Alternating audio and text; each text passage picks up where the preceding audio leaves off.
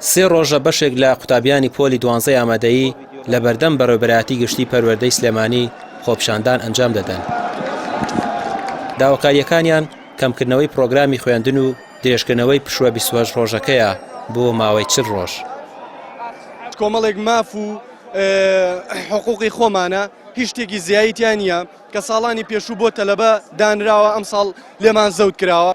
داواکاریمانەوەیە منهەج کەم بکرێتەوە و کاتی ئیمتیحاناتمان بۆ درێژ بکرێتەوە. بەڕاستی 2 ڕۆژمان هەیە بۆ ئیمتیحانی شەستەکە هیچ پێبەشیەوە ناکات. ڕۆژانەش هەموو مامۆستاکان پەلەپەلمان لێەکەن لەوانەکانە، یعنی بەس ئامانجیان ئەوەیە تەواویکەن منهەجەکە، ئامانجیانەوەی نییە تەلەبەکان تێگەیەن و بەباشی بچەست پێ بە مێشکی تەلەبەکانە.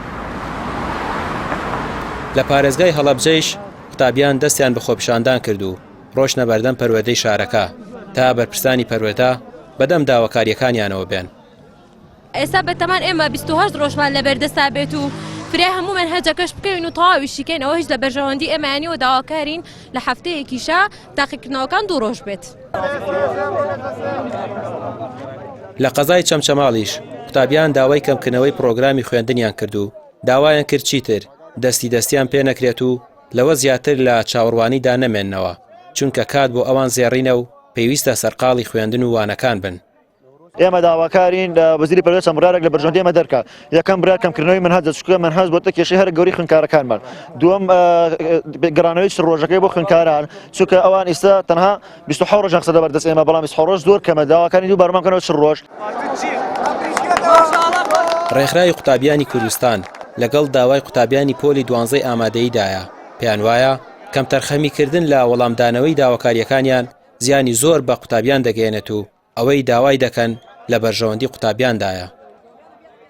لێرەوە ئێمەوەکو ڕێکخراوی قوتابیانی کوردستان سەبارەت بە داواکاری قوتابیانی پۆلی 12 ئامادە ئێمە پێیان دەڵێن داواکاریەکانیان داواکاری ڕەوا و لەجێیە، بۆچێ ئەوەش دەرئەنجامی ئەوەی کە دەسەڵات خۆی دۆخێکی نەفسی و شلەژانی دەرونی دروست کردووە بۆ قوتابیانی پۆلی 12 ئامادەی وەخت تاخیر داوامی دەست پێ کردووە.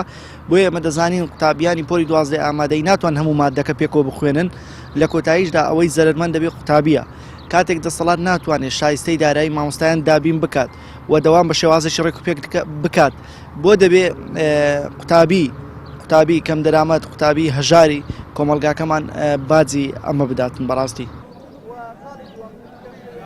چەند ڕۆژێک بەر لە ئێستا وەزارەتی پەروەردە لە ڕاگەیەندراوێکدا یەکێک لە داواکاریەکانی قوتابیانی جێبەجێ کرد کە کەمکردنەوەی تاقیکردنەوەکان بوو بۆ 2 تاقیکردنەوە لە هەفتەیەکدا. بەڵام قوتابیانی پۆلی 12 دەڵێن تا سەرجەم داواکاریەکانیان جێبەجێ نەکرێت بەردەوام دەبن لە خۆپیشاندان. ڕامیار عوسمان، کەناڵی پەیام، سلێمانی.